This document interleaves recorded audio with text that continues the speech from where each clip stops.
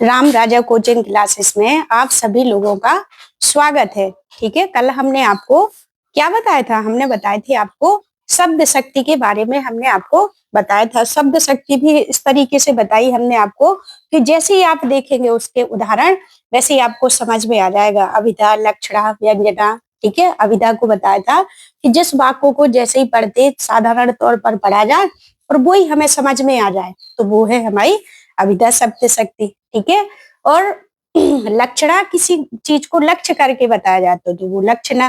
ठीक है, और व्यंजना, व्यंजना वो है जब किसी बात को व्यंग करके बोला जाए तो वो व्यंजना शब्द शक्ति। शब्द शक्ति को हमने बड़े ट्रिकी तरीके से बताया, उस वीडियो को आपको देखना है।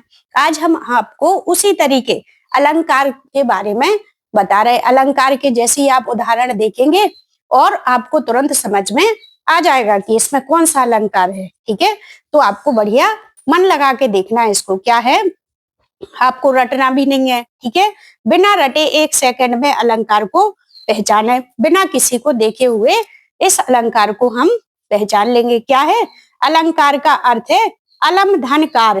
ठीक है, जिस प्रकार नारी अपनी शोभा बढ़ाने के लिए, ठीक है, आभूषणों को ग्रहण करती है, धारण करती है, उस प्रकार उसकी सुंदरता की वृद्धि हो जाती है। उसी प्रकार काव्य की शोभा बढ़ाने के लिए हम यहाँ अलंकार का प्रयोग करते हैं। ठीक है, अलंकार दो शब्दों से मिलकर बना, अलम धन कार। जहां पर अलग का अर्थ है, अलम का अर्थ होता है आभूषण, अर्थात काव्य की शोभा बढ़ाने वाले तत्वों को अलंकार कहते हैं। ठीक है, जैसे हमने आपको बताया कि एक नारी अपनी सुंदरता को बढ़ाने के लिए क्या करती, आभूषण धारण करती है, उसी प्रकार काव्य की शोभा बढ़ाने के लिए हम अलंकार का प्रयोग करते हैं। ठीक है, तो अलंकार मुख्यतः दो भेद होते हैं। अलंकार होते तो हैं तीन प्रकार के। कौन से? अर्थालंकार, शब्दालंकार और उभयालंकार। लेकिन परीक्षा में आ जाए मुख्यतः भेद कितने होते, तो दो प्रकार के, अर्थालंकार और शब्दालंकार। अर्थालंकार किसे कहते, जहां पर अर्थ की दृष्टि से चमत्कार उत्पन्न हो। काव्य में जहां पर अर्थ की दृष्टि से चमत्कार उत्पन्न हो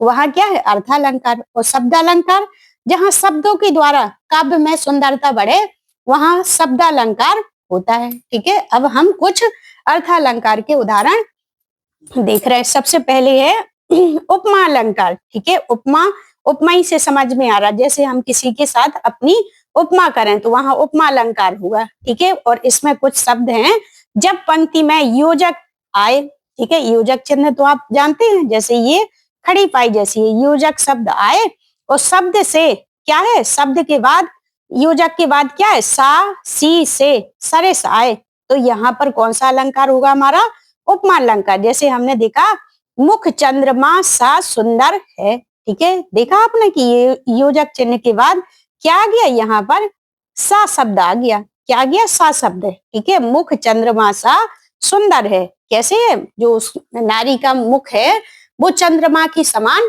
सुंदर है। ठीक है, अगला है कर कमल सा कोमल है। ठीक है, उनके जो पैर हैं वो कमल के समान कैसे हैं, सुंदर है। इसमें भी योजक चिन्ह के बाद तुरंत सा आ गया। इसको आपको ध्यान से देखना है क्योंकि दो अलंकार में योजक चिन्ह का प्रयोग किया जाता है। ठीक है, तो अब आता अपना रूपक। देखो इसमें भी जब पंक्ति में केवल योजक चिन्ह आए और सा सी ना आए। ठीक है, इसको ध्यान रखना है आपको, इन्वर्टेड कॉमा में रखना है इसको। कैसा, मैया मैं तो चंद्र खिलौना ले हो। क्या कह रहे, इसमें योजक चिन्ह आया लेकिन इसमें सासी नहीं आया। यदि योजक चिन्ह के बाद सा सी सरेस आ जाता तो हमारा कौन सा हो जाता, उपमा अलंकार। लेकिन योजक चिन्ह के बाद सासी ना आए तो हमारा रूपक अलंकार। जैसे चरण कमल बंदो हरि राई। ठीक है, मैं चरण कमलों को नमन करता हूँ, चरण कमल बंदो हरि राई। यहाँ पर क्या है, योजक चिन्ह आया लेकिन योजक चिन्ह के बाद सा सी सरेस नहीं आया, इसलिए यहाँ पर रूपक अलंकार है। और यहाँ पर मुख चंद्रमासा सुंदर है, यहाँ सा आया था योजक चिन्ह के बाद, इसलिए यहाँ उपमा अलंकार है। ठीक है, तो इन दोनों को हमें क्या थोड़ा सा डिफरेंस है। क्या है, इसमें है योजक चिन्ह के बाद सा सी नहीं आता और उपमा अलंकार में योजक चिन्ह के बाद सा सी से सरेस आदि शब्द आते हैं। ठीक है, जैसे आपको मान लो इतने सारे उदाहरण याद नहीं है लेकिन इतना अपने अपने दिमाग में फिट कर लिया कि योजक चिन्ह के बाद यदि सा सी से सरस आते हैं तो हमारा उपमा अलंकार है, और यदि सा सी से योजक चिन्ह के बाद नहीं आते तो हमारा रूपक अलंकार होगा। ठीक है, तो इतनी बात आपको समझ में आई होगी। अगला है हमारा उत्प्रेक्षालंकार। उत्प्रेक्षालंकार में क्या है, यदि पंक्ति में मनु जनु मानव मानो जानो और ज्यों त्यों आदि आता है तो वहां उत्प्रेक्षालंकार होता है। ठीक है, जब इनके उदाहरण दिए गए होंगे उत्प्रेक्षालंकार में तो इनके उत्प्रेक्षालंकार के शब्दों में मनु जनु मानव मानो जानो, ठीक है, ज्यों त्यों आदि शब्द आता तो वहां उत्प्रेक्षालंकार होता है। जैसे उदाहरण है हमारा, मैं चला साथ में तुझे कनक, ज्यों त्यों भिक्षुक लेकर स्वर्ण। ठीक है, तो यहाँ पर क्या आ गया, ज्यों शब्द आ गया कि नहीं। ठीक है, हमने यहाँ देखा था ज्यों और त्यों शब्द आएंगे तो वहां पर हमारा उत्प्रेक्षालंकार आएगा। कैसे, जैसे अगला उदाहरण है, नेत्र मानो कमल है। ठीक है, जो उसके आंखें हैं वो काय के समान है, कमल के समान। ठीक है, तो वहां पर कौन सा शब्द आ गया, मानो शब्द आ गया। ठीक है, अगला है, सोहत ओढ़े पीठ पट श्याम सलोने गात मनहु नील मणि शैल पर आतप परियो प्रभात। ये परीक्षा में वेरी इंपॉर्टेंट है, ये बहुत ज्यादा पूछा जाता है। यदि अलंकार आए तो उसमें ये उदाहरण जरूर आएगा। कैसा, सोहत ओढ़े पीठ पट श्याम सलोने गात मनहु, मिल गया अपन को, मनहु मानहु जानहु, तो ये शब्द मिल जाए तो हमारा कौन सा अलंकार होगा, उत्प्रेक्षालंकार होगा। ठीक है, अगला है अतिशयोक्ति। अतिशयोक्ति अलंकार वो कहलाता जब किसी बात को बढ़ा चढ़ा कर बोला जाए। ठीक है, तो वहां पर अतिशयोक्ति अलंकार होता है जब किसी बात का वर्णन बहुत बढ़ा चढ़ा कर किया जाए तब वहां अतिशयोक्ति अलंकार होता है। जैसे क्या है, आगे नदियां पड़ी अपार। ठीक है, और घोड़ा कैसे उतरे पार, राणा ने सोचा इस पार तब तक चेतक था उस पार। ठीक है, जो महाराणा प्रताप थे, राणा जी थे, उनने जब कहीं जा रहे थे तो वहां पर देखा तो नदियां बहुत उफान पर थी। ठीक है, और जैसे ही उनने सोचा और उनका घोड़ा कैसा था, उन नदियों को पार करके दूसरी तरफ पहुंच गया था। तो ये कैसी बात है, असंभव बात है, लेकिन इसमें किसी बात को बढ़ा चढ़ा कर कहा गया। जैसे क्या है, हनुमान की पूंछ में लगन न पाई आग और लंका सारी जल गई राक्षस खेले फाग।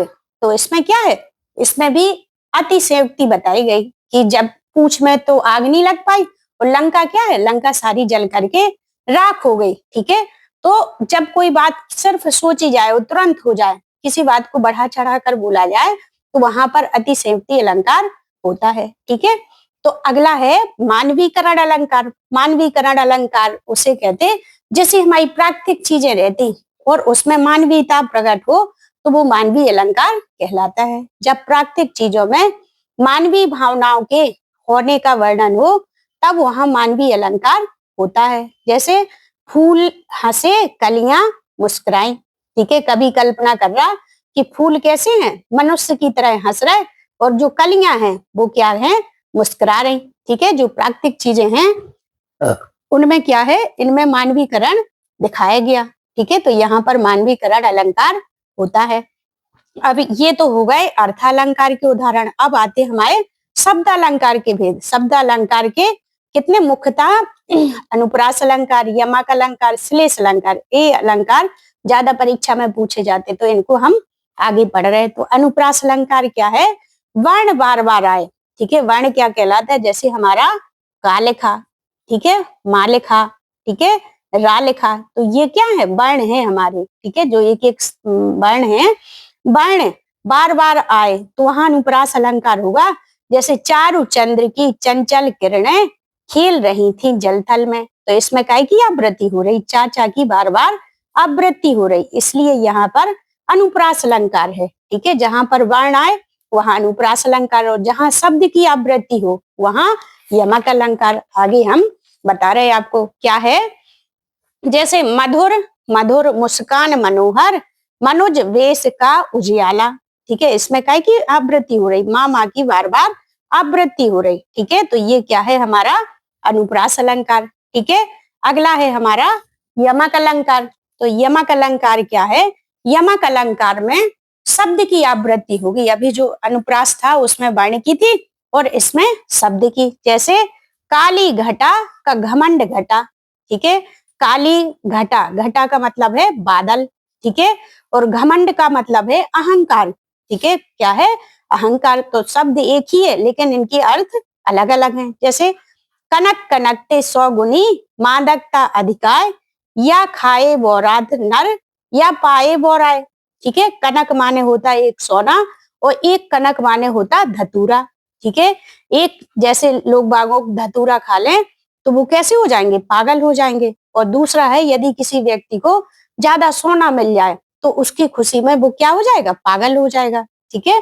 तो एक ही शब्द के जब अलग अलग अर्थ निकले तो वहां क्या होगा? हमारा यमक अलंकार होगा। अगला है श्लेष अलंकार। जब शब्द के अनेक अर्थ निकले, ठीक है, एक शब्द हो और उसके अलग अलग अर्थ निकले तो वहां श्लेष अलंकार होता है। जैसे रहीमन पानी राखिए, बिन पानी सब सून, पानी गए न उबरे, मोती मानस चून, ठीक है। क्या है? यहाँ पानी का पहला अर्थ मनुष्य के संदर्भ में है जब इसका मतलब विनम्रता से है, ठीक है। रहीम जी कह रहे कि मनुष्य में हमेशा विनम्रता होनी चाहिए। पानी दूसरा अर्थ है आभा, तेज चमक से, ठीक है, जिसके बिना मोती का कोई मूल्य नहीं होता। यदि मोती में आभा चमक नहीं है तो उसकी कोई कीमत नहीं होती, ठीक है। अब यहाँ वस्तुनिष्ठ प्रश्न बताए गए, ठीक है। क्या बता रहे? वस्तुनिष्ठ प्रश्नों के बारे में आपको बता रहे कि जो अलंकार यहाँ छूट गए, ठीक है, तो वो आपके यहाँ पूरे हो जाएंगे। जैसे मुदित महीपति मंदिर आए, सेवक सचो सुमंत बुलाए, ठीक है। तो इसमें मामा की आवृत्ति हो रही, बार बार मामा की हो रही, तो हमारा अनुप्रास अलंकार है। फूले काश सकल मही छाई, जनु वर्षा ऋतु प्रकट बुढ़ाई। इस पंक्ति में कौन सा अलंकार है? ठीक है, तो क्या है? फूले कांस सकल मही छाई, जनु वर्षा ऋतु प्रकट बुढ़ाई। तो यहाँ क्या है? यहाँ जनु शब्द आ गया। क्या है? जनु शब्द आ गया, तो इसमें उत्प्रेक्षा अलंकार होगा, ठीक है। आ गई बात समझ में? खिली हुई हवा आई फिरकी सी, ठीक है, इसमें क्या है? फिरकी सी। तो इसमें क्या है? योजक चिन्ह। तो इसमें हमारा कौन सा हो जाएगा? इसमें हमारा उपमा अलंकार हो जाएगा। कौन सा अलंकार हो जाएगा? उपमा अलंकार, ठीक है। कौन सा है? उपमा अलंकार, ठीक है। संदेशनी मधुबन कूप भरे में, कौन सा अलंकार है? जो संदेश हैं, जो उनके कृष्ण भगवान के इतने ज्यादा संदेश हैं, तो उन संदेशों के द्वारा जो कुआ, कूप माने होता है कुआ, वो कैसा है? वो फुल भर जाएगा। तो इसमें किसी बात को बढ़ा चढ़ा कर बताया गया है। बताया गया कि नहीं? संदेशों को के द्वारा कहीं कूप भरते, तो ये इसमें कौन सा अलंकार होगा? इसमें अतिशयोक्ति अलंकार होगा, ठीक है।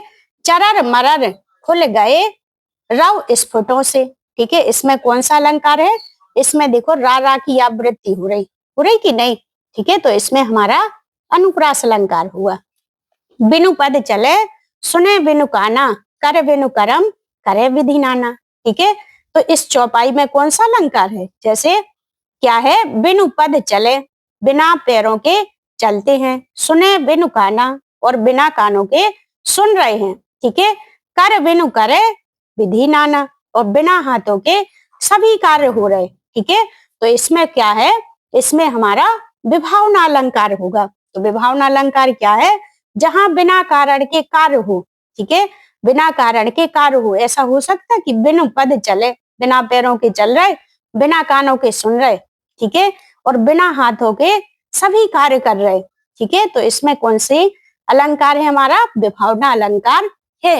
ये सभी परीक्षाओं की दृष्टि से बहुत अत्यंत महत्वपूर्ण है, ठीक है। इस प्रकार की जानकारी प्राप्त करने के लिए आप हमारे चैनल को सब्सक्राइब करिए और लाइक करिए, ठीक है।